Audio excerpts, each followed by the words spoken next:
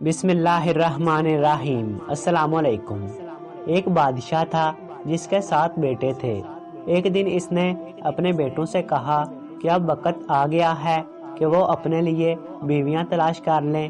اس نے ان سے کہا کہ وہ اپنے تیر کمان ساتھ لے جائیں اور ہوا میں تیر چلائیں۔ وہ تیر جہاں گریں گے انہیں انہی جگہوں پر رہنے والی عورتوں سے شادی کرنی ہوگی۔ 6 شہزادوں کے تیر دوسری بادشاہتوں میں جا کر گرے اور انہوں نے شہزادیوں سے شادی کر لی۔ سب سے چھوٹا شہزادہ اتنا خوش قسمت نہیں تھا۔ اس کا تیر ایک جنگل میں ایک ٹوٹی پھوٹی جھونپڑی کے سامنے گرا۔ اس جھونپڑی میں ایک بوڑھی عورت رہتی تھی۔ شہزادے نے بوڑھی عورت سے پوچھا کہ آپ کی کوئی بیٹی ہے؟ اس نے کہا کہ اس کی کوئی بیٹی نہیں ہے۔ اس نے کہا کہ اس کے پاس ایک بندریا ہے جو اس کے ساتھ رہتی ہے۔ شہزادے کو بڑی مایوسی ہوئی لیکن اس نے بندریا سے شادی کر لی۔ کچھ عرصے کے بعد بادشاہ نے محسوس کیا کہ اس کا آخری وقت آن پہنچا ہے۔ ایک اس کا جانشین ہونا چاہیے۔ اس نے اس مقصد کے لیے 3 امتحانوں کا منصوبہ بنایا اور کہا جو بھی ان امتحانوں میں پورا اترے گا وہ بادشاہ بن جائے گا۔ پہلے امتحان کے لیے بادشاہ نے یہ مطالبہ کیا کہ شہزادی کے ہاتھ سے بنا ہوا خوبصورت کپڑا پیش کریں۔ یہ کپڑا اس قسم کا ہونا چاہیے کہ جو پہلے کبھی کسی نے نہ دیکھا ہو۔ 7واں شہزادہ اس قدر پریشان تھا کہ وہ پلنگ پر لیٹ کر چیخنے لگا۔ اس کی بیوی بندریا نے اس سے پوچھا کہ مسئلہ کیا ہے؟ اس نے چلا کر کہا مجھے اکیلا چھوڑ دو، تم بیکار اور بدصورت چیز ہو، تمہاری وجہ سے میں کبھی بادشاہ نہیں بن سکوں گا۔ پھر بھی وہ بندریا اس سے مسلسل پوچھتی رہی کہ کیا بات ہے، تو بالآخر شہزادے نے وجہ بتائی کہ وہ کیوں چیخ رہا ہے۔ بندریا نے اس سے کہا کہ فکر کرنے کی کوئی ضرورت نہیں، وہ اس مسئلے سے نبٹ لے گی۔ شہزادے نے تنزیہ کہا کہ تم کیا کر سکتی ہو، تم محض ایک بندریا ہو۔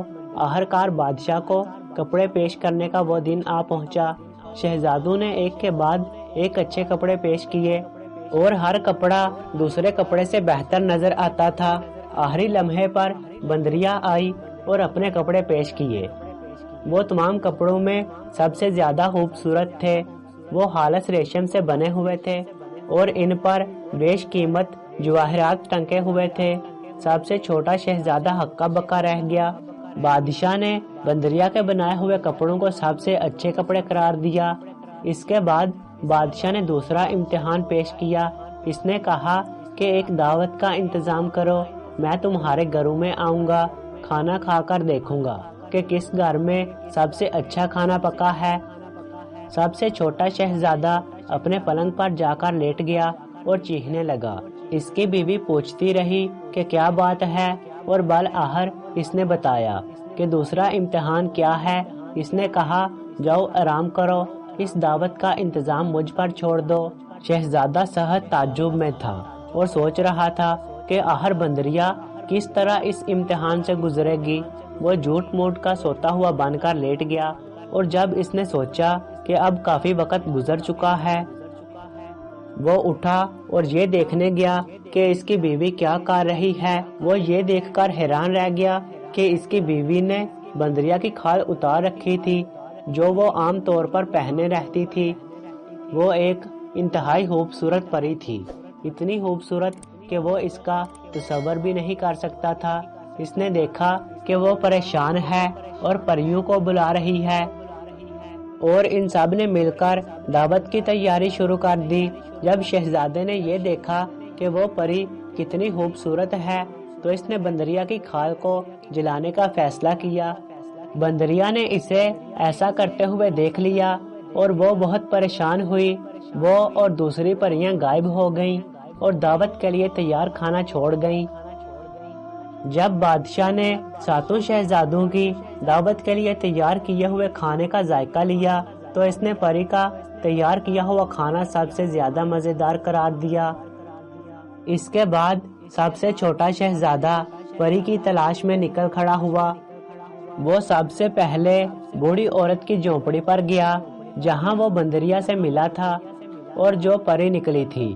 جب اس نے بوڑھی عورت سے پوچھا کہ اس نے پری دیکھی ہے تو اس نے کہا کہ اب وہ پری کبھی نہیں بنے گی۔ شہزادے نے غصے میں آ کر بوڑھی عورت کو قتل کر دیا۔ اس سے وہ پری اس سحر سے آزاد ہو گئی جو اس بوڑھی عورت نے، جو در حقیقت ایک جادوگرنی تھی، اس کو پکڑ کر رکھا تھا۔ یہ سب کچھ آخری امتحان سے ذرا پہلے بالکل وقت پر ہوا۔ بادشاہ نے اعلان کیا کہ سب شہزادے اپنی بیویوں کو اس کے سامنے لائیں تاکہ وہ یہ دیکھ کر انتخاب کر سکے کہ ان میں سے سب سے زیادہ خوبصورت کون ہے۔ اس پری کو خوبصورت ترین قرار دیا گیا اور سب سے چھوٹا شہزادہ بادشاہ کا جانشین نامزد کیا گیا۔